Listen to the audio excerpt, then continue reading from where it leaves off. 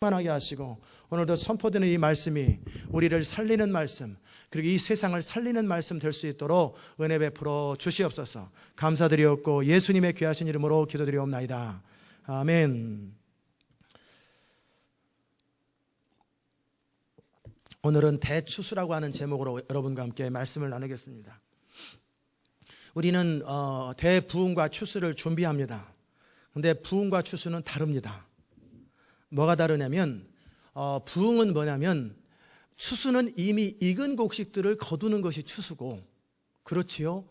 근데 만약에 부흥 때 익은 곡식들을 거둔다면, 그렇잖아요. 부흥은 복음이 전 세계에 퍼지는 시간이에요.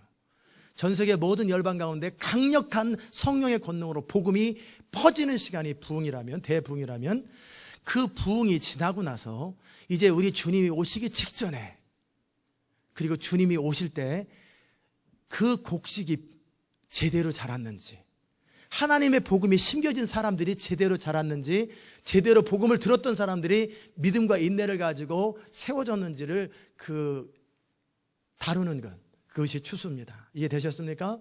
그래서 그 과정 속에 알곡과 가라지가 같이 자랍니다. 부흥 때는 알곡과 가라지가 같이 갑니다. 교회 안에도 교회 바깥에도 많은 사람들 가운데 다 그럴싸해 보이는 사람, 진짜처럼 보이는 사람들이 같이 갑니다. 그러나 언제 모든 것이 결정됩니까? 하나님의 추수의 때가 되면 정확하게 알곡과 가라지를 갈아냅니다. 그럼 누가 알곡이고 누가 가라지입니까? 누가 다 알곡이라고 여긴단 말이에요. 다들 알곡이라고 여기지요. 여러분 가운데 혹시 저는 가라지인데요, 저 원래 가라지예요 라고 성령 안에 느끼는 사람이 있다면 복이 있어요. 이제라도 회개하면 알곡이 될 가능성이 있기 때문에, 가라지는 죽을 때까지 가라지가 되는 게 아니고, 가라지는 이전에는 사실은 어찌 보면 가라지는 마귀가 뿌린 거지요. 가라지가 되도록. 그런데 결국 이 가라지 때문에 짓밟혀가지고 열매를 맺지 못하도록, 성령께서 여러분 가운데 내가 알곡이 아니로구나, 내가 진짜가 아니로구나 혹시라도 깨닫게 해주는 분들은 이제라도 하나님 앞에 매달리세요. 그럼 여러분이 진짜가 될 수 있고 진짜 알곡이 될 수 있습니다. 아멘. 예수님께서 마태복음 13장에 보면은 비유를 말씀하셨어요. 어떤 비유를 말씀하셨냐면 씨를 뿌리는 비유를 말씀하셨어요. 마태복음 13장은 다 천국 비유거든요. 천국의 알곡 가라지 비유예요, 전부 다. 그런데 씨를 뿌렸는데 하나는 길가에 뿌렸어요. 하나는 어디요? 돌짝밭에 뿌렸어요. 하나는 가시밭에 뿌렸어요. 하나는 좋은 땅에 뿌렸어요. 그러면 우리는 그러면 좋은 땅에 뿌리지 왜 가시밭에 뿌려? 그게 아니라 씨는 그냥 골고루 뿌려지는 거예요. 씨는 공중에서 골고루 뿌려지는 거죠. 그런데 그 땅이, 어떤 땅은 길가요, 그 땅이 어떤 땅은 돌짝밭이요, 어떤 땅은 가시밭이에요. 그러면 길가는 뭐냐면 말씀을 듣습니다. 예배 시간에 예배하러 옵니다. 다 씨는 뿌려져야 되니까 전도자들에게 복음을 듣습니다. 그런데 문제는 뭐냐면 예배 시간에 잠이 오는 사람들이 있어요. 희한하게 다른 때는 잠이 안 오는데 꼭 설교 시간에 잠이 오는 사람들, 대부분 길가가 대부분입니다. 어젯밤에 잠이 안 자서, 잠 많이 자도 그 사람은 졸립니다. 그 사람은 잠을 아무리 많이 자도 잠이 와. 또 두 번째, 예배 설교를 들을 때 자꾸 딴 생각이 나는 사람이 있어요. 다 이거 길가예요. 그 밭이 길가. 딴 생각이 많이 나는 사람, 자꾸 무슨 가스레인지 생각나고, 그 다음에 자꾸 이 생각 저 생각 나고, 그 다음에 어떤 말씀을 전할 때 어떤 말씀이 탁 걸리는 말씀, 그거 하나 붙들고 속에서 갈등하고 씨름하면서 시간을 다 보내는 사람, 이게 다 왜 그래요? 그가 길가라 그렇습니다. 사단이 그의 심령 가운데 못 듣게 만드는 거예요. 못 듣게 만들어버리는 거예요. 무엇을 통해서? 사람들이 밟아버리잖아요. 여러 가지 채널을 통해 못 듣게 만드는 거예요. 혹시 본인이 그렇다고 생각되시는 분들은 그런 소망이 없는 게 아니라 어떻게 해요? 울타리를 쳐가지고 사람 못 지나게 만들고 그냥 쇠사랑으로 파서 딱딱한 것들을 어떻게 해요? 부드럽게 만들어주고 물을 주고 거름을 주면 결국은 어떤 땅이라도 다 옥토가 될 가능성은 있어요. 원래 타고나기에 뭐 다 돌짝밭이고 길가지요. 다 원래 사람이. 그런데 어느 순간에 그가 옥토가 되는 것이지 옥토로 태어난 사람은 없어요. 만약에 그랬다면 불공평하잖아요. 다 돌짝밭 같고 길가 같은 사람들이 이제 다 거기에 있는 돌을 건너내고 그런 거예요. 두 번째 돌짝밭은 어떤 맛이냐면 말씀이 선포됩니다. 너무 좋아요. 말씀을 너무너무 CD를 듣습니다. 너무 좋아요. 할렐루야. 정말 너무 좋아가지고 너무너무 막 기분이 좋은 거예요. 그리고 막 그런데 조금만 어려움이 생기거나 조금만 문제가 생기면 금방 실족해버리는 사람들. 막 기쁨이 충만해. 성령이 충만해요.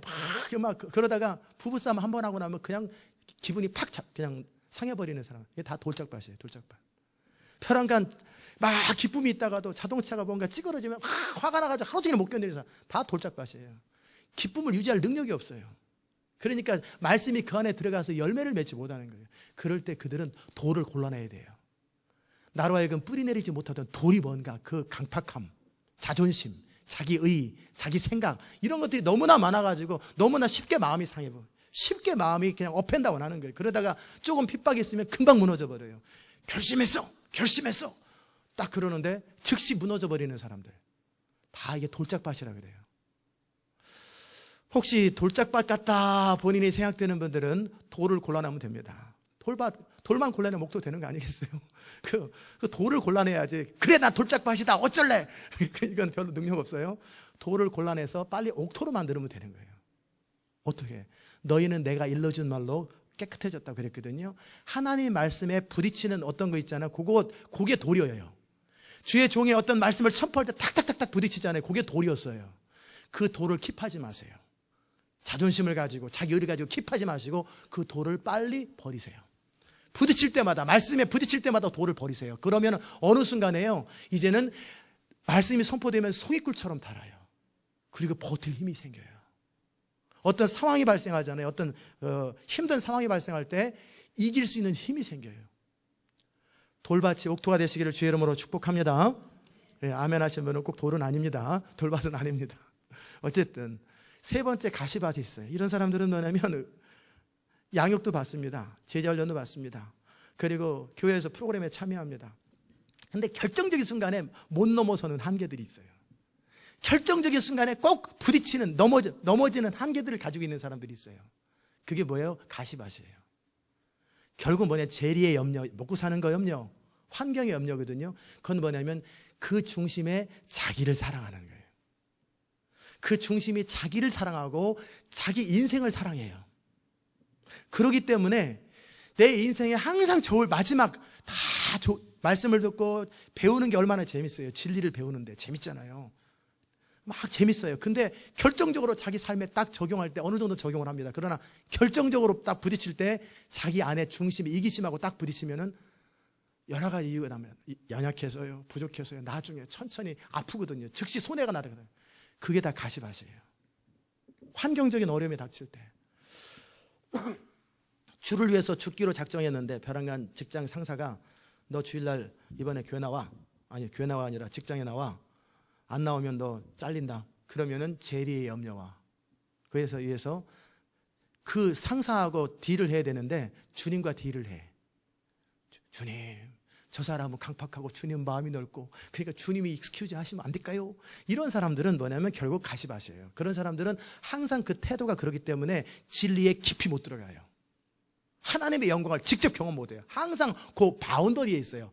그 주변에서 영광이 뭔지 뭐 다 궁금해하고 다 관심은 있는데 결정적으로 그 사람을 통해서 영광이 나타나지 않아요. 왜냐하면 그 중심에 이기심 때문에 그래요. 그 중심에 이 사람은 무슨 말씀을 들을 때 탁탁 부딪히는 이런 돌 같은 게 없어요. 그렇다고 말씀을 들을 때 졸지도 않아요. 잘 들어요. 양육도 잘 받아요. 책도 잘 읽습니다. 그러나 결정적일 때 뭐냐면 가시밭에 버텨나갈 때 그 가시밭을 뚫고 나가는 힘이 어디서 나오냐면 주의 영광을 사랑하고 진리를 사랑하는 힘이에요.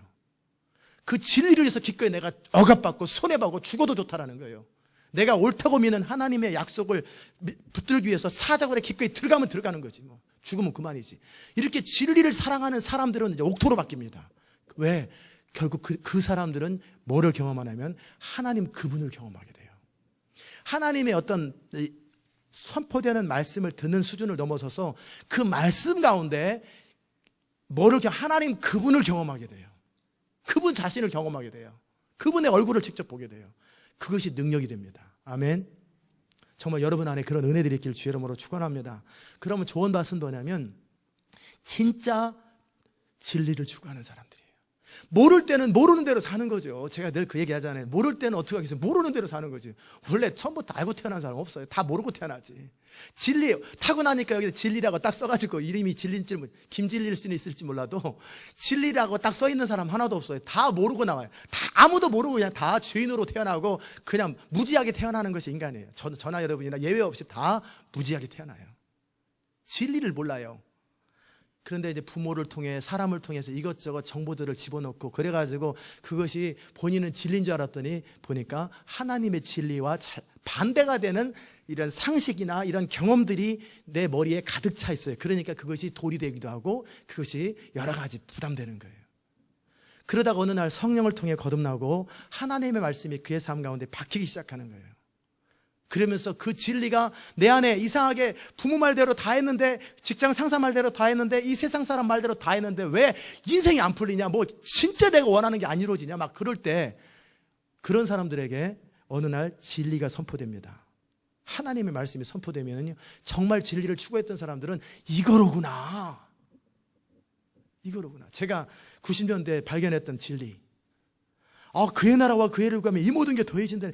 와, 이거 다 써있네. 그러면 성경이 거짓말 아니면 이게 진짜면은 이대로 살아는 게 맞지. 거짓말이면 성경 버려야 되고. 진짜 그의 나라와 그의 일을 구하면 이 모든 게 더해진다는데 이게 성경을 버리든지 아니면 이대로 살아야 되잖아요. 너무나 분명한 거예요. 진리를 추구하는 사람의 특징, 단순함입니다. 그거야 뭐 어쩌고 저쩌고 뭐 연약해서요 부족해 이런 소리 안 합니다. 성경에 써 있어요.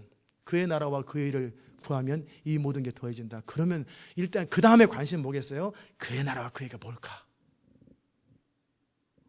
그것을 추구해야 되는 게 답이 나왔으니까. 그 답을 향해서 가는 거예요. 모르면 모르는 대로. 그래서 계속 진리의 한가운데로, 그럴 때 지혜가 부족할 때 성령을 의지하면서 계속 가면은 결국 어떻게 해요? 이 사람은 뭔가를 만들어냅니다. 뭔가를 이뤄내는 거예요. 옥토가 되시기를 주의 이름으로 축복합니다. 자, 그런데 성경은 13장에서 뭐라고 말씀하고 있냐면, 마태복음 13장에서 그 천국 비유를, 뭐 그물을 던졌는데 좋은 고기와 나쁜 고기를 나누는 것표도 나누고, 그 다음에 가라지가 삐는데 가라지를 던지는 자는 악한 자요, 이렇게 쭉 나오다가 결국 뭐가 나오냐면 밭에 감추인 비유가 그 장에 나옵니다. 결국 옥토가 되는 비밀은 뭐냐면, 밭에 감추인 보화를 모를 때는 그냥 살았어요. 왔다 갔다 늘 다녔어요. 그런데 딱 보니까 밭에 감추인 보화를 발견했는데 그 보화의 가치가 상상을 초월하는 가치예요. 이건 절대적인 가치예요. 그러면은요, 내가 가지고 있는 모든 것을 팔 수 있어야 돼요. 이 사업이 진짜 이거는 내가 이 사업을 하면 한 달 이내 주식이 예를 들어서 100배로 늘어날 주식이다라는 사실에 확신이 있으면 저 같으면 어떻게 하겠어요? 성령님이 말씀하셨다든지 확신이 있으면 저는 전 재산 다 팝니다. 내가 얻을 수 있는 모든 것들을 다 동원해 그냥 한 곳에 몰아놓습니다. 그런데 보통 사람 어떻게 해요? 분산 투자하죠. 골고루 하나 망하면 하나 덜 망하게. 그래가지고 이 사람들은 큰 돈을 못 벌어요. 그러나 망하지도 않습니다. 이런 사람들은. 왜? 먹고는 삽니다. 라이프타임 먹고만 삽니다. 정말 큰일을 하는 사람들은요, 어떻게 하냐면 이게 옳다고 하면 자기 전 생애를 걸어요. 거기다가 전부를 걸어버려요. 망하든 흥하든 내가 옳다고 여기고 한번 결정한 것에 끝까지 가보겠다. 이런 사람들은요, 큰 기업을 만들어내든지 정말 뭔가 이뤄냅니다. 그런데 그나마 받는 직장 3,000불씩, 그나마 받는 5,000불, 이거라도 놓치면서 살기도 힘든데 일단 이거 보장하고 나서 그 다음에 엑스트라 하는 사람들은 다 그저 그런 사람들이에요. 이해되십니까? 그런 것처럼 밭에 감추인 보화를 모를 때는 모르는 거죠. 그러나 이거로구나! 그러면 자기의 모든 걸 거는 거죠. 그래서 배 바깥으로 나가보는 거예요. 바로 앞에 가보는 거예요. 홍해 앞에 지나가 보는 거예요. 인생을 걸어보는 거예요. 시행착오 겪으면 어때요? 어차피 인생 또 시간 남아있는데 그 다음에 또 다시 뭐가 틀렸을까? 뭐가 문제일까? 또 다시 인생을 거는 거죠. 이런 자들이 옥토입니다. 아멘? 옳은 것에 자기 생애를 걸 줄 아는 그 사람이 옥토예요. 그 사람의 특징은 열매가 나타납니다. 그럼 여러분이 옥토인지 아닌지 어떻게 배울 수 있냐면 지난 5년간, 2년간, 1년간, 10년간 여러분을 통해 선교사가 파송됐는지, 여러분을 통해서 사람이 변화됐는지, 여러분을 통해서 영혼이 주께로 돌아왔는지, 여러분의 삶은 어떤 열매가 있는지 한번 돌아보세요. 분명히 옥토의 특징은 뭐예요? 씨는 말씀이란 말이에요. 말씀이 선포될 때 여러분이 하나님 말씀 뭔가 얘기를 할 거 아니에요. 뭔가 살면서 마귀 말만 합니까? 하나님 말을 하지. 그러면 분명히 100배의 결실을 맺어야 돼요. 결실을 맺는지 60배의 결실을 맺어야 돼요. 결실을 맺는지 한번 자신을 돌아보세요. 그러면 나 옥토 아니었구나라는 사실을 발견하는 거죠. 대부분의 사람들은 메인테인 수준이잖아요. 자기 신앙 하나 관리하는 수준. 이거 열매 아니에요. 그걸 또 이제 고상하게 해석해서 성령의 인격적인 열매가 맺혀가는 것 같아요. 그러지 말고 인격적인 열매가 맺혀지면 결과적인 전도와 변화의 열매가 자기 주변 사람들이 바뀌어가기 시작하는 거예요. 여러분이 어디를 가든지 그 곳이 변화되기 시작하는 거예요. 어떤 사람을 만나든지 결국 그 사람이 바뀌기 시작하는 거예요. 아멘. 그게 뭐예요? 열매예요. 그래서 우리 주님 뭐라고 말씀하세요? 그 사람이 진짜인지 가짜인지 어떻게 아느냐? 그 열매를 보면 그 사람을 안다. 옥토가 되시기를 주의 이름으로 축복합니다. 그러기에 이제 제가 다 여러분에게 똑같은 이야기를 반복해서 드리는 것이 뭐냐면 이제는 애매하게 살지 말고 적당하게 망하지 않을 정도만 살지 말고 이것 아니면 망해버리세요. 그 태도로 사세요. 여러분이 뭔가 투자, 주식으로 비유하면 그냥 자기 이거다 싶으면 그냥 저희 전부 다 투자하는 것. 그런 세상은 확률 싸움이잖아요. 그 세상 주식은 그렇게 하면 안 돼요. 왜냐하면 세상 주식은 절대적인 진리도 없고 누가 무슨 그렇다고 하나님이 이거 투자하라 그런 것도 아니라 그냥 전문가들이 그 전문가가 틀리면 그만이잖아요. 그 진짜가 아닌 사람들한테 여러분의 인생을 걸지 마시고 진짜 살아계신 하나님의 말씀, 그 성령의 음성, 그 이끄심 앞에 자기 전 생애를 걸어버리는 거예요. 그런 사람들의 특징이 뭐예요? 열매를 맺는 사람들이에요. 아멘. 여러분이 이미 이제 CD를 듣는 사람들을 위해서 말씀을 드리지만 뭐냐면 제가 한국에서 미국 올 적에 우리 청년들한테 기도를 부탁했어요. 목사님, 미국에 가시는 동안에 저희가 기도를 해드리고 싶습니다. 걔네들은 몇 년 있다 올 줄 알았거든. 근데 아마 기도 안 할지도 몰라요. 근데 적어도 1년을 기도해라 제가 그랬어요. 무슨 기도 해드릴까요? 죽도록 고생하게 해달라고 기도해라. 그 기도 부탁했어요. 나 적어도 1년 동안 고생 좀 확실하게 하도록 기도해라. 내 안에 모든 것들이 다 벗겨지도록 기도해라. 내가 정말 하나님 앞에서 완전히 항복하도록 기도해라. 네가 진짜 나를 사랑한다면 나는 진짜 목사 되고 싶다. 나는 진짜 하나님 사람 되고 싶다. 이게 제 기도 제목이었어요. 그 결과로 진짜 힘들었습니다. 그러나 그것을 통해 진짜 많은 것들을 배웠어요. 무슨 말인지 아세요?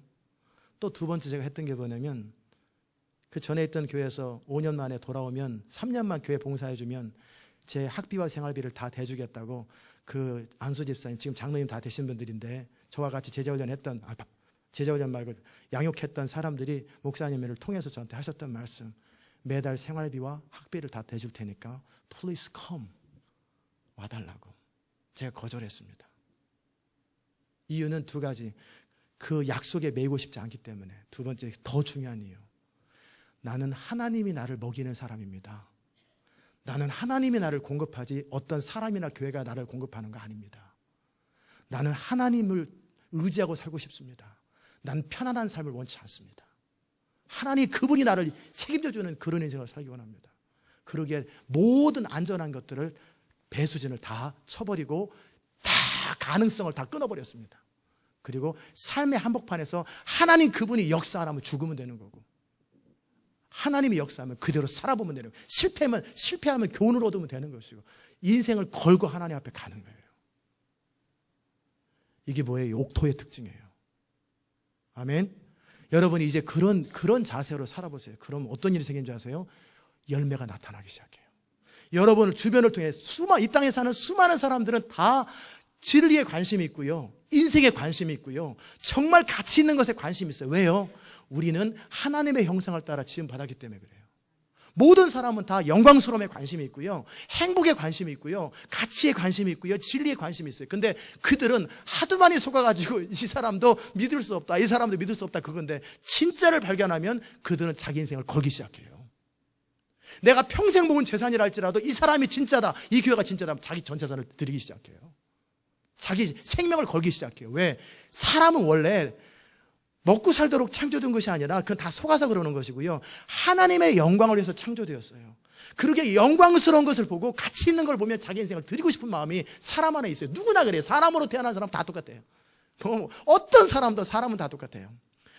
근데 진리를 발견 못했거나 진짜 가치 있는 것을 경험하지 못했거나 영광스러움에 대한 확신이 없어요.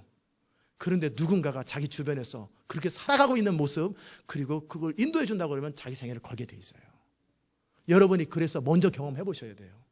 여러분이 삶의 한복판에서 어떻게 하든지 문제를 해결하려고 하지 말고, 어떻게 하든지 편안한 걸 추구하지 말고 삶의 한복판에서 하나님의 사람으로 살아보는 거예요. 정말 어찌 보면 맨 땅에 헤딩하는 거죠.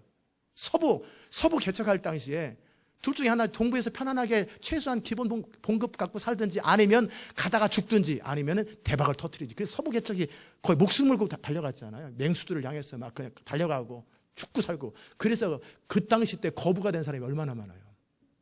그러잖아요. 똑같아요. 진리도 똑같아요. 밭에 감추인 보화를 발견했거든. 이것이 진짜다. 그럼 더 이상 망설이지 마세요. 언제? 그냥 가서 삶으로 경험해보고 그 다음에 또 선택하고 그 다음에 선택하고 그 다음에 선택하세요. 시행착오는 과정 속에 있을 수 있어요. 우리가 완전하지 않으니까. 그러나 삶으로. 아멘. 이게 옥토의 특징이에요. 가시밭의 특징은 뭐라고 그랬어요? 다 배운다니까요, 다 안다니까요, 다 좋아해요. 그러나 결정적일 때 인생을 안 걸어요. 항상 본전을 남겨놔요. 만일을 대비해서 또다시 미천을 남겨놔요. 또 사업을 또 시작하지. 항상 이런 사람은 가시밭이에요. 결국 열매를 못 맺어요. 노력은 다 합니다. 다 잘하고 할 거 다 해요. 폼은 다 납니다. 그러나 결정적인 열매는 항상 못 맺어요. 왜? 가시밭이라 그래요. 그 가시가 뭐예요? 내 삶의 이기심이에요. 그래서 지난 금요일날 우리가 이기심을 버리자고 앞에 헌신했던 거예요. 그 가시를 치워버리잖아요. 그러면 그때서부터 인생이 빛나기 시작해요. 그때서부터 여러분의 삶에 홍해가 갈라지기 시작해요. 그때서부터 여러분의 인생 가운데 정말 영광스러움을 경험하기 시작해요. 아멘. 저는 그렇게 살기 원하고 그렇게 살아왔고, 이제는 여러분을 그렇게 만들기 원하는 거예요.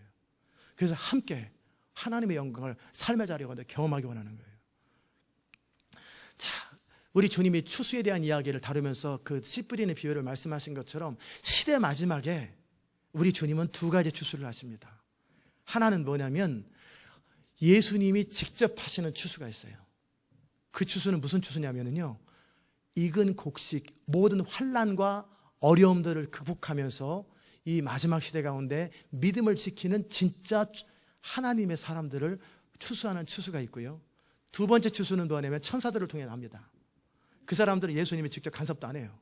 천사들을 통해서 이 땅에서 먹고 사느라고 이것저것 환경 때문에 주의 말씀보다 자기를 사랑하기 때문에 결국 이 세상과 이 세상에 항복했던 사람들, 그래서 그 사람들을 심판하기 위해서 그들을 다 걷어가지고 진노의 포도주단에 던지는 추수를 하게 됩니다.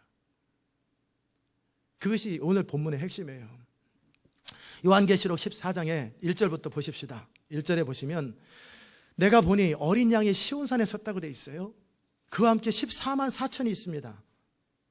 이 14만 4천이 누구일까? 이따 말씀드립니다. 그 이마에, 그 14만 4천 명 이마에 뭐가 있냐면 어린 양의 이름이 있어요. 또 하나님 아버지의 이름이 있어요. 그 말이 뭐예요?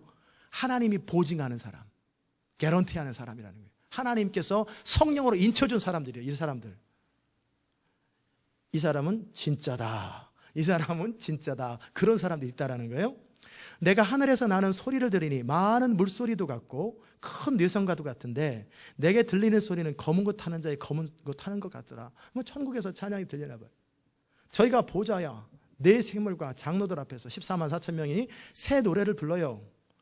근데 땅에서 구속함을 얻은 14만 4천인 밖에는 그 능히 이 노래를 배울 자가 없더라. 이 사람들은 누구냐? 이 사람들은 여자로 더불어 더럽히지 아니하고. 여자는 누굽니까? 결혼한 사람들은 다 문제가 됩니까? 아니죠. 그러면 무슨 창기한테 가는 그 얘기를 하는 게 아니에요. 여기서 말하는 여자는 세상을 말합니다. 결국은 음료, 바벨론은 뭐냐면 경제, 먹고 사는 것과 그 다음에 우상숭배, 종교. 그게 바벨론이거든요. 결국 마지막 17장, 18장에 그 멸망하는 그 바벨론 음료는 뭐냐면 종교 시스템, 우상숭배 시스템, 자기 추구 시스템, 자기 의를 주장하고 하나님의 은혜와 하나님의 영광이 아니라 우상숭배 시스템과 그 다음에 먹고 사는 세상 시스템, 거기에 타협한 사람들, 그런 사람들이 여자로 더럽혔다라는 거예요. 이해됐습니까? 그러지 아니하고 정절이 된 사람들이 그 사람인데, 이 사람들은 어린 양이 어디로 인도하든지, 이스라엘 백성들이 광야 다닐 때 길 때문에 맨날 불평했잖아요. 여러분도 어찌 보면 제가 인도하는 방법 때문에 불평하는 사람들이 있지 않겠어요? 그래서 나간 사람은 나간 것이고, 그냥 영광을 추구하려면 끝까지 추구하지 왜 중간에 또 잘라가지고 무슨 뭐 예배도 찬양도 안 하고 막 그러냐. 뭐 불편할 수도 있겠죠. 그러나 저는 성령 안에서 하는 거죠. 동일한 것처럼 모세가 가나안 땅을 인도할 적에 좋은 길로 가지, 왜 엘림이라고 하는 그 기가 막힌 장소에서 그냥 어차피 40년 머무르고 39년 8개월 머무르고 나머지 가는 길을 가면 제일 좋은데, 거기는 잠깐 머물고 광야, 호렙산, 무슨 산골짜기, 물 없는 곳, 들짝밭 골라서 다녀요. 그런 데만 골라서. 그러니까 이스라엘 백성들이 길로 인해서 불평하는 거예요. 왜 걸리 다녔을까요? 모세가 원합니까? 불이 가니까 그냥 가는 거지. 구름이 가니까 가는 거지. 불과 구름은 그 당시 때 우리로 말하면 성령이에요. 성령이 가자면 가는 거죠. 왜요? 광야의 목적은 우리 안에 쓴뿌리를 빼는 것이고요, 광야의 목적은 우리 안에 가지를 빼는 거예요. 가나안을 정복할 수 있는 훈련이 되는 장소고, 우리 안에 모든 자기와 더러운 것들을 배설불처럼 버리는 그게 광야인데, 편안하게 살면서 광야가 편안하게 살면서 그런 게 벗어집니까? 인생의 칠흑 같은 어두운 밤이 지나가야죠. 정말 복장이 터지는 일들을 경험해야죠. 정말 다 때려치고 싶은 그런 순간들을 경험해야죠. 그래야 자기가 누군지를 다 알 거 아니에요. 그 모든 것 속에서도 결국은 내가 그래도 주를 따를 거냐, 에이라 모르겠다 다 포기하자 그럴 거냐, 돌로 모세를 쳐 죽일 거냐, 그래도 참고 따라갈 거냐, 아니면 왕을 만들어 가지고 그냥 지도자 만들어서 이집트로 돌아갈 거냐, 아니면 여전히 불기둥과 구름기둥을 따라갈 거냐. 아멘. 그게 어린 양이 인도하는 거예요. 때로는 어린 양의 인도함이 항상 좋은 길이 아니에요. 그분의 뜻 안에서 좋은 길이지요. 때로는 험난해도 그것을 통해서 인생을 배우고, 그것을 통해 하나님을 의지하는 걸 배우고. 결국은 굶어 죽은 사람 한 사람도 없어요. 이스라엘 백성들 불평하다 죽었지, 원망하다 죽었지, 목말라 죽은 사람 한 명도 없어요.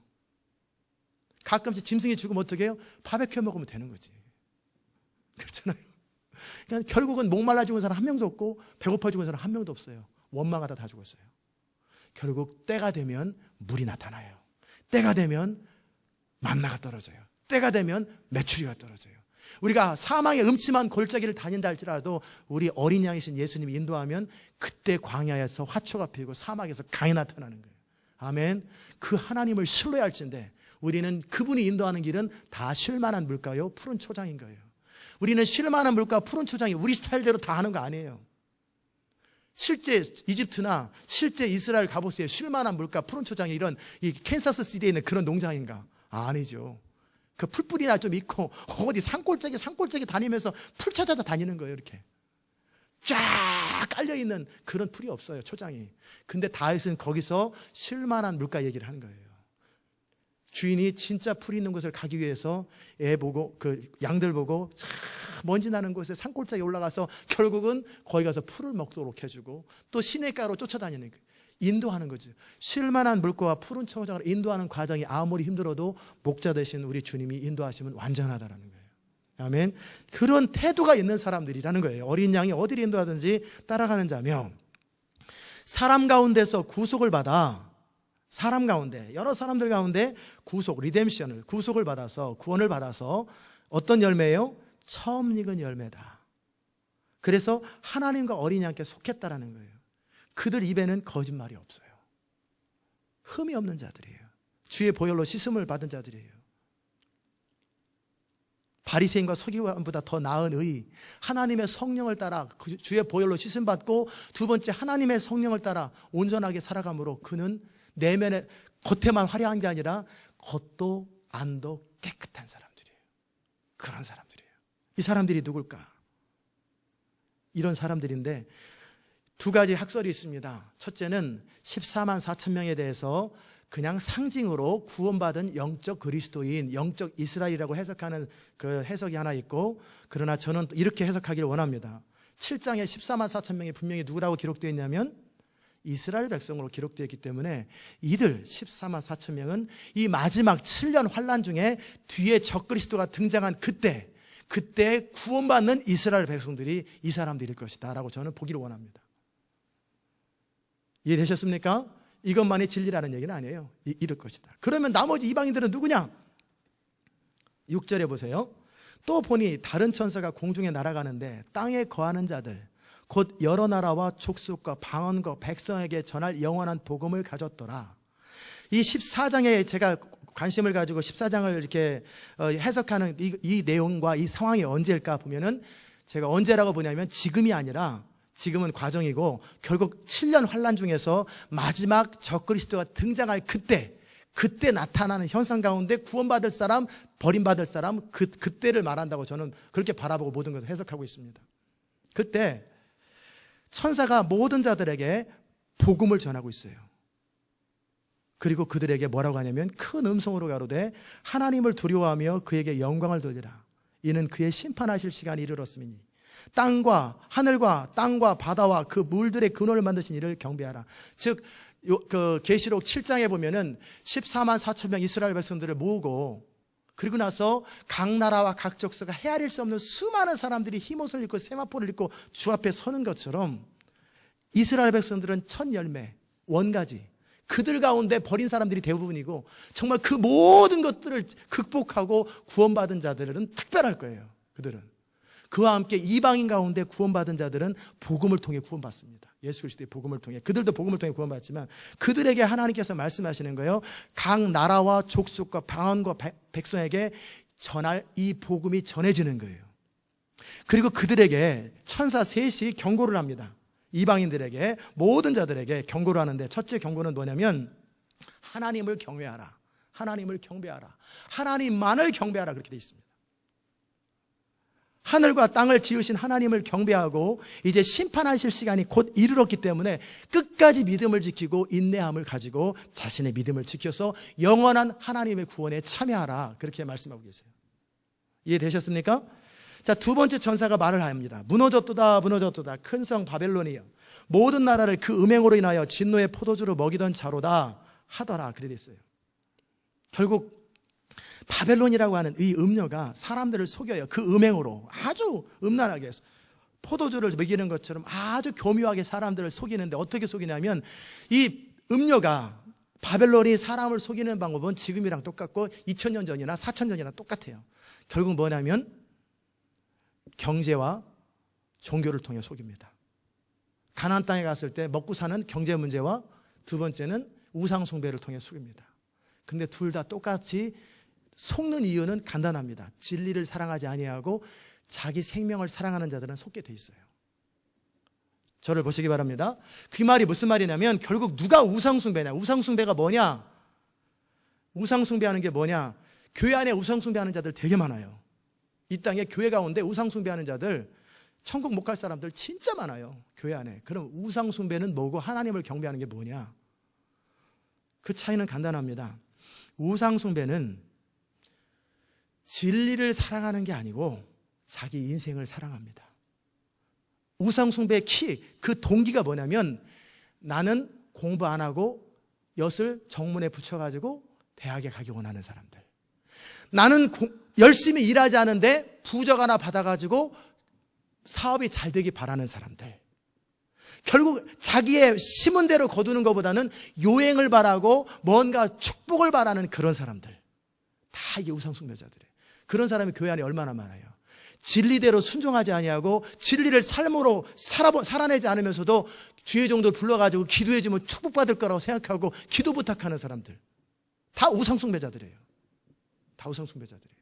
또 하나님의 말씀대로 자기 삶을 걸고 순종하지는 않고 그 말씀대로는 안 살면서 교회 와서 기도하고 금식하고 막 그래가지고 뭔가 하나님의 축복받기 원하는 사람들, 뭐 특별한 기름 부음을 받을 때도 기름 부음의 원리도 그거예요.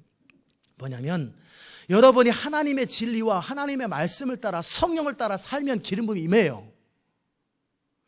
그럴 때 어떤 특별한 사람들을 하나님이 사용하셔서 어떤 사람들을 사용해서 이 사람이 어느 한계 지점에서 터뜨릴 때 살짝만 터뜨리고, 그런데 이미 그 안에 모든 것이 준비된 사람들에게 결국 뭐냐면 그런 것이 터지도록 하나님의 채널로 사람을 사용하는 경우는 있어요. 그게 기름 부음의 특징이에요. 그런데 어떤 사람은 평상시 성령을 따라 살지도 않고 자기를 부인하지도 않고 자기 십자가를 지지도 아니하고 적당히 살면서 어느 집회에서 안수받으면 기름 부음 받을 줄 알아요. 착각입니다. 착각이에요, 착각. 절대 그런 사람 기름 부음 임하지 않아요. 방언도 마찬가지예요. 무슨 마귀 방언이 있다고 그러잖아요. 마귀 방언. 원래 그 사람 안에 마귀가 있기 때문에 그냥 그가 나오는 말이 마귀 방언인 거예요. 무슨 뭐 기도 가운데 마귀 방언 받은 게 아니에요. 그 사람이 자기를 추구하고 죄로 가득 차 있고 생각이나 모든 것이 삐뚤어져 있는데 그 영 안에서 흘러나오는 것이 원래 들어온 것이 있기 때문에 이렇게 들어온 게 나오는 것 뿐이었어요. 이해되셨습니까? 결국 그 사람이 어떤 존재냐예요. 그 우상숭배가 뭔지 아셨죠? 정말 진리를 사랑하기 때문에 진리를 위해서 억압받고 진리를 위해서 내가 틀린 것이 있으면 진리 가운데 내 생각을 바꿔줘야 돼요. 나를 쳐서 복종해서 진리를 순종하는 그 사람들은 진리를 사랑하고 하나님을 경외합니다. 그러나 대부분의 사람들은 안 그래요. 적당히 하고 뭐가 임하기 바래요. 적당히 하고 복이 임하기 바래요. 다 그 안에 공짜 심리가 있어요. 공짜 심리. 그게 뭐예요? 우상숭배예요. 우상숭배. 이해되셨습니까? 그런 사람들에게 달콤한 메시지가, 이런 메시지가, 여러분, 사기꾼 메시지인데 이런 메시지. 여러분, 만약에 간증하는 사람 하나 딱 세워놓고 막 그래가지고 여러분이 100불을 내면 적어도 1년 이내에 100배로 늘어납니다. 1000불을 내면 여러분은 1000만 불을 벌게 됩니다. 통장에 1000만 불이 임할 것입니다. 이런 사기꾼의 말을, 부흥사도 이런 경우 많아요. 내세요. 씨앗처럼 헌금을 내세요. 헌금을 내세요. 그러면 여러분의 1년 이내에 100배로 늘어납니다. 다 사기꾼들이거든요. 그러면 본질 안에 뭐가 있어요? 대박심리.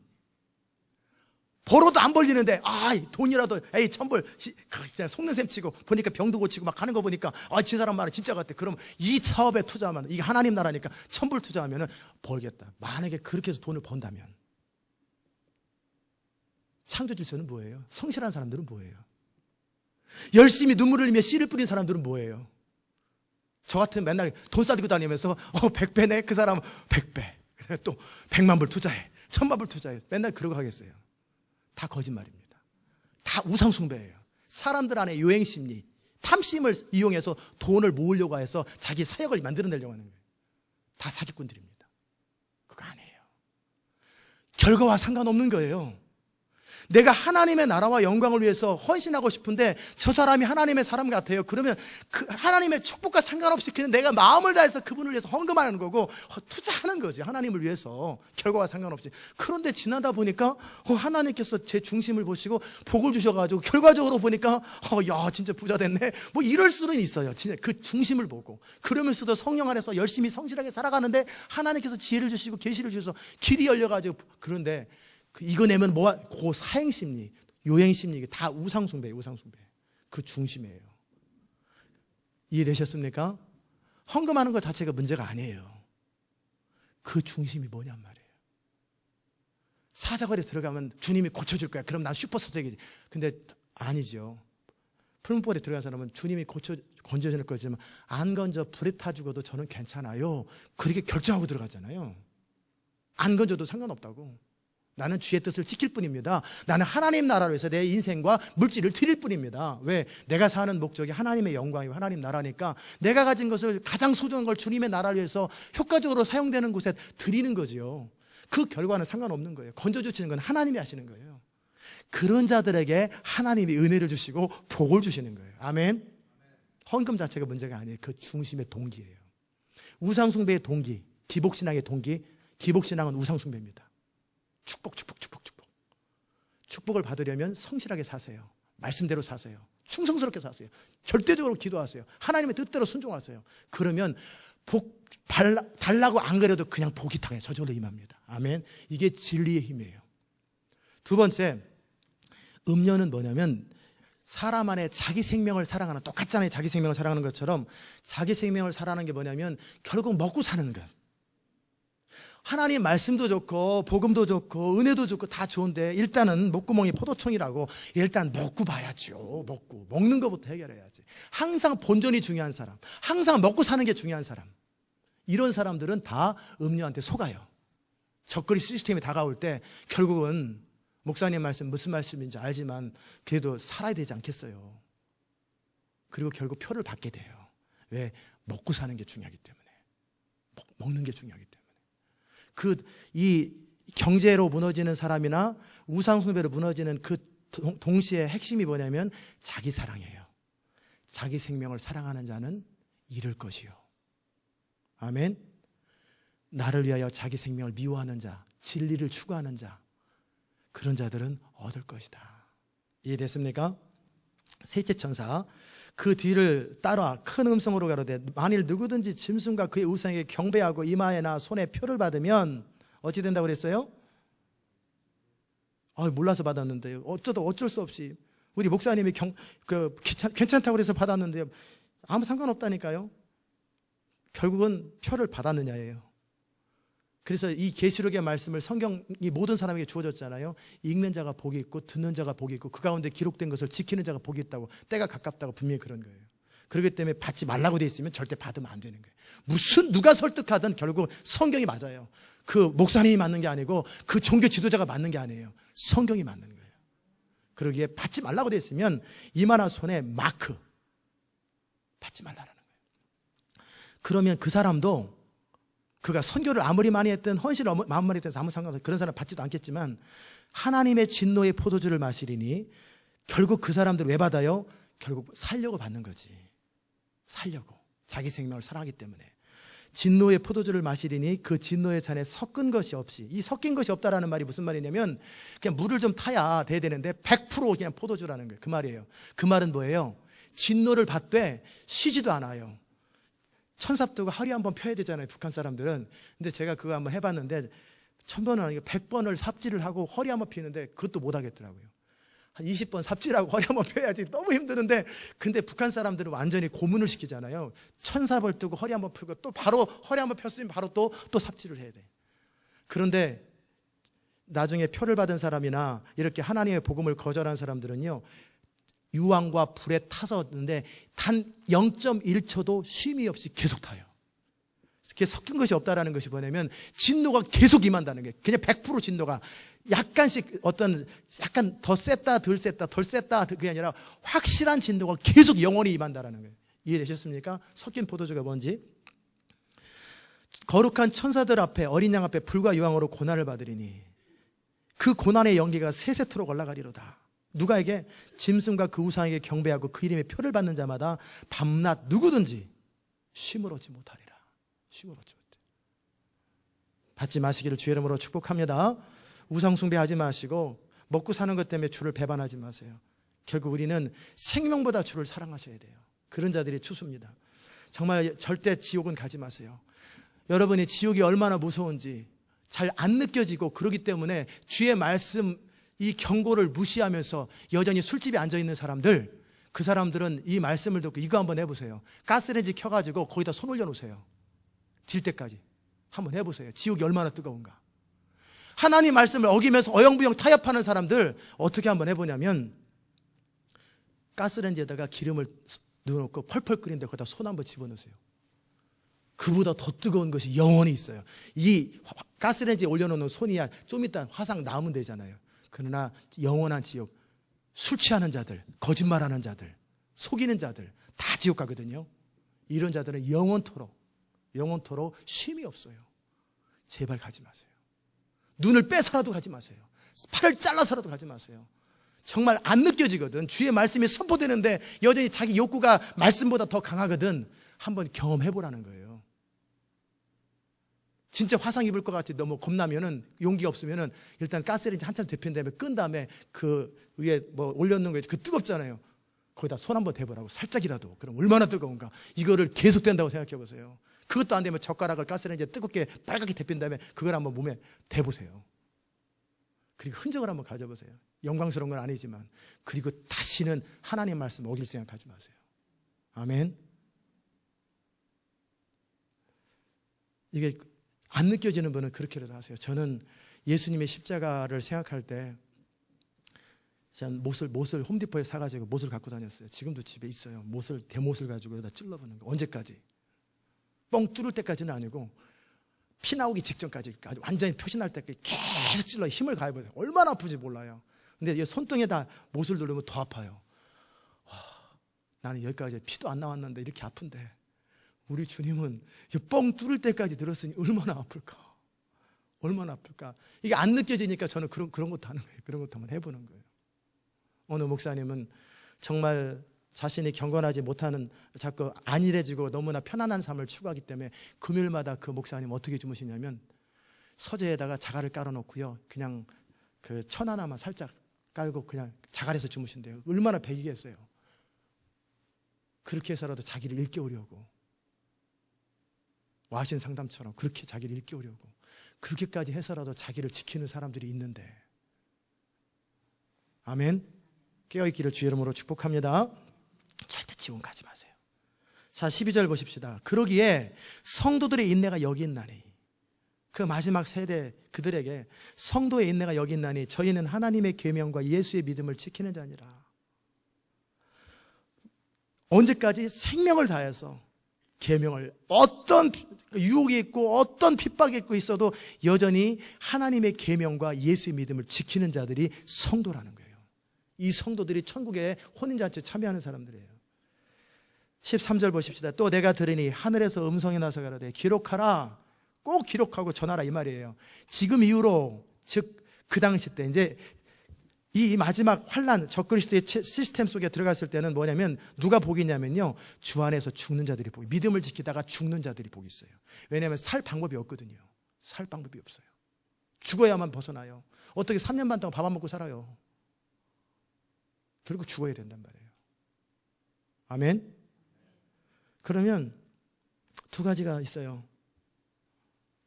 그러면 마지막 7년 환란 중에 후 3년 반 동안에 일어나는 적그리스도가 등장할 때, 이게 그때 그 내용이라면, 그 내용인데 뭐냐면 그 3년 반 동안에 두 종류의 성도가 있습니다. 하나는 지금부터 미리 깨어서 성령의 음성을 들을 줄 아는 사람들. 그러기에 그때 때가 되면은 성령이 여러분을 부를 거예요. 주님이 재림 때 휴거된다는 게 아니라 그건 나중에 일곱째 나팔, 마지막 그 적그리스도의 시스템 3년 반이 다 끝난 다음에 환란이었다고 해요. 휴거가 오는데 그 기간 동안에 성령이 여러분을 부를 거예요. 어디로 가라고. 그럴 때 평상시 그 음성을 들을 줄 모르는 사람들은 어떻게 하겠어요? 믿음 좋은 사람이라도 따라가야 되는데 삶을 포기하고 따라가는 게 쉽지 않을 거 아니에요. 성령의 음성을 들을 줄 알아야 그 사람들은 3년 반 동안에 우리 주님께서 특별히 예비한 피난처로 가요. 갈 수 있기를 주의 이름으로 축복합니다. 가면 이 3년 반 동안 안 굶어도 돼요. 이 핍박을 안 겪어도 돼요. 주님의 피난처가 따로 있으니까. 그런데 그 주의 음성을 그러면 듣는 것이 참 중요해요. 그때 이 사람은 이런 말 할 거, 저 사람은 저런 말 할 거, 이 목사님은 이런 말 할 거, 온갖 사람들이 다 이 집사님은 저런 말 할 거, 저 집사님은 저런 말 할 것이고 막 그런단 말이에요. 그런데 누가 도대체 많은지 어떻게 알아요?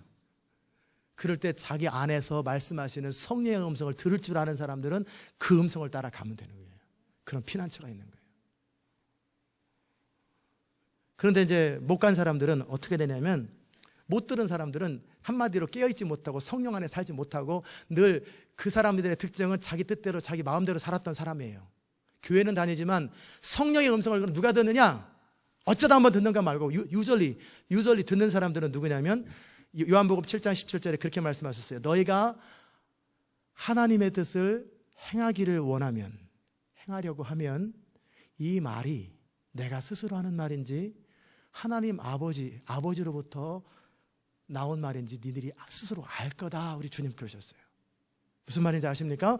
제가 지금 선포하는 말씀이, 이 말씀이 여러분이 성령의 사람이면 제가 가짜인지 진짜인지를 여러분이 그냥 알아요. 제가 가짜면 여러분이 진짜예요. 제가 가짜예요. 그럼 여러분 떠날 거예요. 기도하든지. 아니면 여러분이 가짜면은 못 알아들을 거예요. 그러나 여러분이 진짜고 저도 진짜면은 성령이 서로 컨펌하실 거라고요. 그런 것처럼 여러분 안에 있는 성령의 음성을 듣는 키가 뭐냐면 훈련이 아니에요. 큐티 한다고 들려지는 거 아니에요. 그럼 하지 말아요? 아니죠. 기도를 하든 성경을 읽든 큐티를 하든 그건 다 방법일 뿐이에요. 결국 중심에서 하나님의 뜻을 원하느냐예요. 하나님의 뜻을 원치도 않는데 큐티를 해서 뭐해? 자기한테 일이 온 것만 봐서 해. 이게 무슨 이 답이 뭐냐? 답 찾는 거잖아요. 그게 아니라 나는 내가 해가 되든 이익이 되든 상관없이 하나님의 뜻대로 살기를 정말로 원하는 사람들, 하나님의 뜻이면 뭐든지 하려고 하는 사람은 기도해도 주의 음성 듣고, 큐티해도 주의 음성 듣고, 설교 들어도 주의 음성 듣고, 성경 읽어도 주의 음성 듣고, 잠을 자도 주의 음성 듣고, 다 주의 음성 듣게 돼 있어요. 왜요? 그가 하나님의 뜻을 진짜 원하기 때문에 그래요. 아멘. 왜 주의 음성 잘 못 듣냐? 간단합니다. 그 사람 하나님 뜻대로 살고 싶어 하지 않아요. 자기 생각대로 살고 싶어 하고, 자기 이해되는 대로 살고 싶어 하고, 자기 좋은 대로 살고 싶어 하는 사람. 이런 사람 주의 음성 못 듣게 돼 있어요. 근데 잘 못 듣고 어쩌다 듣는 사람 뭐냐면, 어쩌다 한번 그럴 마음이 들기 때문에 그때 들리는 거예요. 어쩌다 한번 주의 뜻대로 한번 살아보고 싶은 마음이 그때 한번 처음 들어봤어요. 그때만 잠깐 한번 들리고 다시 또 원위치해. 그러니까 또 안 들리는 거예요. 심플하죠? 여러분의 마음이 모든 걸 결정합니다. 내가 정말 하나님의 뜻을 원하냐? 정말 하나님의 뜻을 원하냐? 손해되어도, 이해가 안 돼도, 하고 싶지 않아도. 그런 사람은 지금부터 성령의 음성을 듣게 돼 있어요. 그런데 그 성령이 이 마지막 때도 여러분을 인도하세요. 깨어있기를 주의 이름으로 축복합니다. 근데 남아있는 자들 어떻게 하면 좋겠냐? 이제 혹시라도 여러분과 남아있는 자가 있을 수 있거든요. 그들을 위해서 제가 복음을 가르쳐 드릴게요. 죽으세요. 죽으면 됩니다. 근데 그냥 죽으면 핍박받다 죽잖아요. 그냥 고문받다 죽으면 그것도 억울하잖아요. 그러지 말고 딱 보니까 부인이 없어졌다. 휴거는 안 됐는데 분명히 부인이 없어졌다. 그럼 이 사람은 성령을 따라 간 거예요. 남편 보고 가자고 분명히 그랬던 것 같은데 자기는 거절했는데 어쩔 수 없이 부인이 기도하고 혼자 갔어요. 그럴 때 남편이 없어졌다. 그럴 때 내가 남은 자가 되었구나. 어떻게 하냐? 그때 선포했던 말씀이 맞구나. 이제부터라도 복음을 전하자. 회개하고 중심으로 금식하며 회개하세요. 그리고 그냥 과감하게 어차피 고문받아 주구나, 잡혀 주구나 마찬가지. 그때서부터 막 복음을 전하기 시작하는 거예요. 막 그냥 결사적으로 복음을 전하는 거죠. 예수만의 길이라고 막 성령의 인도를 받아가면서 막 복음을 전하다가 그러다 순교하면은요, 숨은 사람보다 상급이 더 큽니다. 이 사람은 복음 전하다 죽은 순교자잖아요. 고문받다 죽고 간신히 자기 믿음 지킨 게 아니라 자기 믿음 지키다 죽은 거는 고문받다 죽은 사람이고, 그러나 막 복음을 사방에 막 전하기 시작하는 거예요. 막 그때라도 정신을 번쩍 차려야지. 왜? 현실이니까. 그때 열심히 막 복음을 전하는 거예요. 봐서 표 안 받은 사람들 막 있을 거 아니에요. 막 그런 사람들 막 근데 복음도 모르는데 얼떨결에 자존심 때문에 안 받은 사람들, 뭐 이런 사람들 가서 막 복음을 전해가지고 그때는 이제 핍박받아 죽어야 돼요. 그런 사람들은 소망이 있는데 문제는 그나마다 깨어있지 않은 사람들이 그때라도 또 깨어있을까? 이제 퀘스천이죠. 그러나 복음은 그겁니다. 그래서 뭐라고 그랬냐면 우리 주님께서 이제 이후에는 주 안에서 죽는 자가 복이 있다. 죽으라는 거예요. 타협하지 말고 살려고 하지 말고 죽어라. 그런데 죽되 그냥 고문받아 죽지 말고 핍박받아 죽으세요. 복음을 전하다 죽어요. 그러나 더 좋은 거는 뭐예요? 성령을 따라 미리 부흥 때 쓰임받고 적그리스도 시스템이 등장하기 전에 열심히 미리미리 복음을 전하고 최선을 다하다가 주의 음성 듣고 어딘가 피신해 있든지 아니면 그 전에 일찍 주님 부르심을 받든지 이런 자들이 복이 있어요. 아멘. 주 안에 죽는 자들이 복이 있다 하심에 성령께서 컨펌하시기 전에 맞다, 그러하다, 저희 수고가 그치고 쉬리니 이는 저희 행한 일이 따름이라 하시더라. 그 다음에 마지막 3년 반 때 남아있을 사람들이 또 있어요.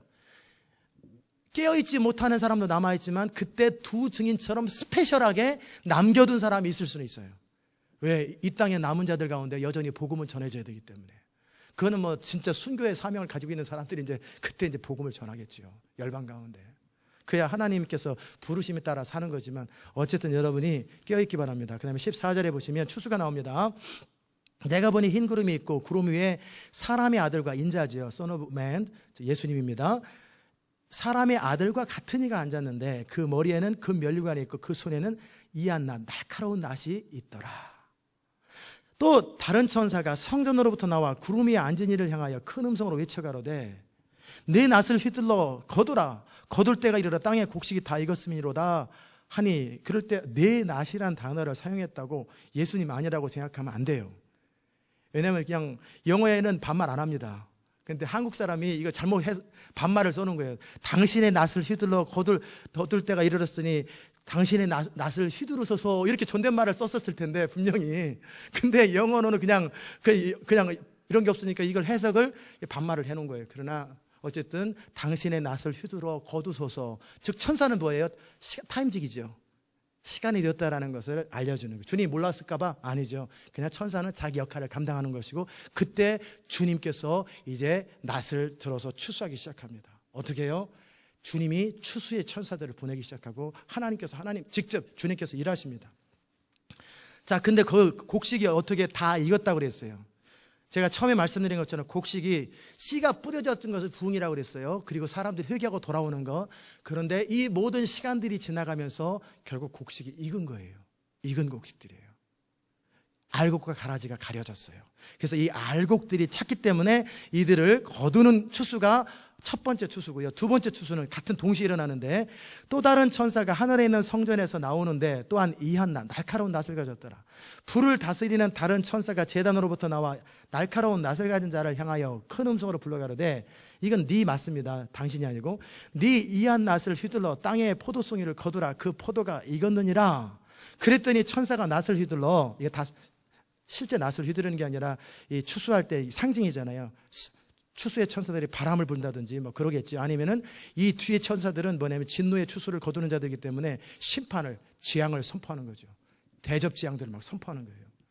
하나님의 진노의 큰 포도주들을 던지더라. 그랬더니 성 밖에서 그 틀이 밟히니, 포도주 틀이 밟혔는데 틀에서 피가 났어요. 즉 죽은 사람의 피가 어느 정도냐면 1600 스타디온, 즉 200마일, 피가 고여가지고 200마일까지 피가 가지고, 몇 명이 죽어야 200마일까지 피가 있겠어요? 200마일이면 얼마나 많아요?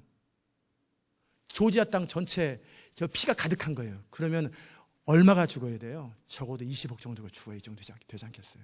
엄청난 사람들이 그때 막 죽는 거예요. 막 죽는 거예요. 그 이상의 사람들이 막 죽어가는 거예요. 다 이해됐습니까? 14장이? 왜 대답을 안 하세요? 다 이해됐습니까? 네. 아멘을 잘하시는 분에게 복이 많이 있기 바랍니다. 네. 정말 아멘은 중요합니다. 하나님 말씀 믿습니다, 맞습니다, 그렇게 하겠습니다라는 뜻이에요. 아멘이. 제가 이렇게 선포할 때 그만 침묵하고 듣지 말고 자꾸 입으로 고백하고 아멘 하시고 아멘 하시고, 좀 쑥스러우면 적은 소리라도 자꾸 아멘 자꾸 하시는 게 좋아요. 아멘. 네. 이 말씀 전체를 통해 우리 주님께서 우리에게 하시는 말씀이 뭐냐면 깨어있는 성도가 되라는 거예요. 이 교회는 마지막 부흥과 추수를 준비하는 교회예요. 부흥을 위해서 강력한 하나님의 부흥이 우리 가운데 권능으로 임할 때 부흥의 일꾼이 되어서 불과 같은 사역자가 되는 거예요. 성도는 부흥 때 불입니다. 그리고 부흥의 천사들은, 추수의 천사들은 바람입니다. 바람이 불어요. 엄청난 회오리 바람이 불입니다. 일단 불이요, 호롱불 같을 때는 바람 불면 꺼지지만 이미 산불이 시작돼 버리잖아요. 그러면 바람 불면은 전 세계로 퍼집니다. 그래서 천사가 강력하게 불지 않는 이유가 뭐냐면 꺼지니까. 근데 이미 어느 정도 불이 충분히 타면 그 다음부터 이제 천사가 부흥을 불기 시작합니다. 강력하게 불면은 전 세계로 확 퍼져버립니다. 산불이, 세계적인 산불이 돼요. 이 부흥 때 쓰임 받는 거예요. 불을 담을 수 있는 그릇이 돼서 불의 사역자가 되는 것이 첫 번째 이 교회를 향한 부르심이고요. 두 번째는 뭐냐면 그 부흥 때 복음을 전하되 은혜의 복음, 축복의 복음만을 전하지 마시고 심판의 복음을 전하셔야 해요. 그래서 이 마지막 때를 준비하게 하셔야 돼요. 그래서 정말 이제 왕을 맞이할 준비, 심판주를 맞이할 준비, 그래서 목숨을 걸고 예수를 믿도록 가르쳐줘야 돼요. 그저 축복, 예수 잘 믿으면 자식 잘 됩니다, 하나님 이런 복음 전하지 말고, 이제는 이 마지막 부흥 때는 뭐를 전해야 되냐면 대부흥이잖아요. 그럴 때는 하나님 앞에 똑바로 살으라고 심판의 복음을 전하고 왕의 복음을 전하고 경고의 복음을 전해서 그들이 왕 앞에 엎드리고 항복하라고 그래야 돼요. 완전히 쳐서 복종시키는 그 복음을 전해야 돼요. 좋은 말 하면 안 돼요. 위로하는 말은 그게 아니라 그리스도 앞에 항복하라, 완전히 깨어서 복종하라. 이 복음이 진짜 복음이에요. 왜? 이런 자들만이 마지막 그 엄청난 핍박을 감당할 수 있어요. 저는 만약에 우리 교회에 속한 성도들 가운데 마지막에 나이스하고 좋은 목사 돼가지고 다 표받아가지고 다 지옥 가서 같이 만나는 거예요. 동지들끼리 저랑 같이 만나서 집사님도 오셨어요, 목사님도 오셨네요, 위로가 됩니다, 우리 지옥에서 영원토록 고통받읍시다. 아니잖아요. 확실한 복음을 전하고 심판의 복음을 전하고 공의의 복음을 전하고 왕의 복음을 전하고 능력의 복음을 전하고 구속의 복음을 전하고 보혈의 복음을 전해가지고 사람들이 마지막 때를 추수를 준비해야 되잖아요. 추수가 뭐예요? 알곡과 가라지를 가르는 거죠. 이 시대가 가라지로 가득 차 있다 할지라도 꿋꿋하게 알곡으로 서 있어가지고 그 알곡들만, 나중에 우리 주님께서 가라지는 동시에 안 거두잖아요. 미리 안 거두잖아요. 추수가 돼서 충분히 알곡이 맺어질 때까지 방해와 회방들을 허락하는 거예요. 이 땅에 가라지들을 허락하는 거예요. 왜? 진짜 알곡을 만들기 위해서. 그리고 나면 알곡이 되면 알곡만 따로 뽑습니다. 그리고 가라지를 따로 분리합니다. 완전히 좋은 물고기, 나쁜 물고기 나누는 거예요. 아멘. 이것을 위해서 마태복음 13장을 한번 펴보세요. 우리가 어떻게 해야 되겠어요? 제가 이미 13장을 통해 말씀을 나눴어요. 씨 뿌리는 비유를 말씀을 드렸어요. 그 다음에 31절에 보면은 겨자씨 한 알과 같아요. 천국이라는 것이 겨자씨 한 알 같아요. 외람되지만 저 같은 겨자씨 같은 한 사람이 미국 땅에 와가지고 여러분과 함께 막 씨름하다 보니까 겨자씨가 커졌어요. 그래서 이 교회가 이제 저 혼자 하는 것이 아니라 여러분과 같이 하나님 나라를 확장하는 사람으로 퍼진 거예요. 퍼진 거예요. 한 사람이 살이 쪄가지고 늘어나는 게 아니라 겨자씨가 큰 나무가 되는 것처럼 저 한 사람이어서 그 다음에 10사람이 되고 100사람이 되고 점점 많은 영역에 퍼져가는 거예요. 나중에 공중의 새들이 거친다고 그랬지요. 하나님의 나라가 그런 거예요. 가루 섬 아래 너 전부를 부풀게 한 누룩과 같아요. 그러면서 뭐라고 말씀하시냐면 하나님 나라의 44절에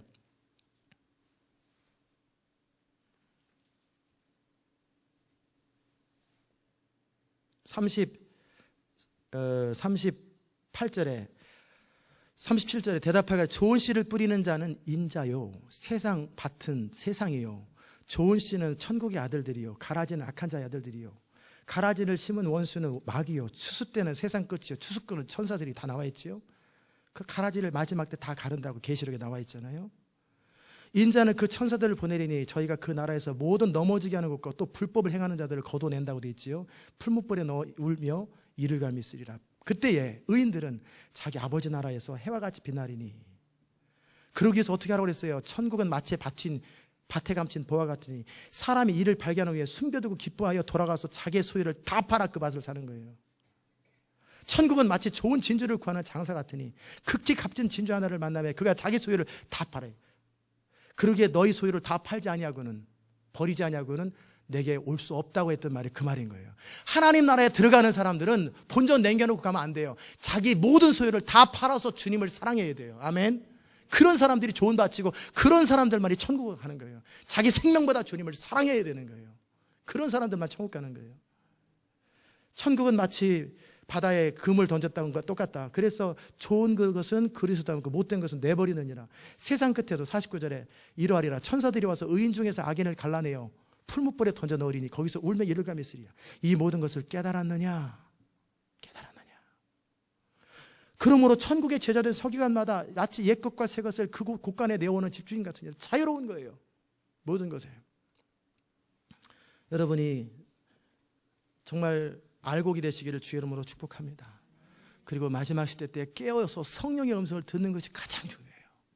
말씀을 정확하게 분별하는 것, 또 성령의 음성을 정확하게 들을 줄 아는 것 너무너무 분명합니다. 왜냐하면 마지막 시대는 혼돈의 시대예요. 마지막에는 속임의 시대예요. 불법의 시대예요.